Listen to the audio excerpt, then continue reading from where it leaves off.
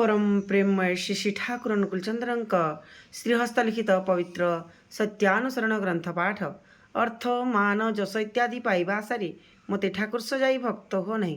ସାବଧାନ ହୁଅ, ଠକିଯିବ।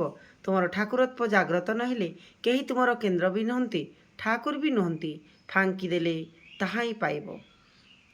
ଯେତେବେଳେ ଦେଖିବ ମଣିଷ ତୁମକୁ ପ୍ରଣାମ କରୁଛି ଆଉ ସେଥିରେ ତୁମର ବିଶେଷ କିଛି ଆପତ୍ତି ହେଉନାହିଁ, ମୌଖିକ ଥରେ ଥରେ ଆପତ୍ତି କରୁଛ ସତ, ମନରେ ବିଶେଷ ଗୋଟାଏ କିଛି ହେଉନାହିଁ, ସେତେବେଳେ ହିଁ ଠିକ୍ ଜାଣିଥାଅ ଅନ୍ତରରେ ଚୋର ପରି ହାମବଡ଼ାଇ ପଶିଛି। ତୁମେ ଯେତେ ଶୀଘ୍ର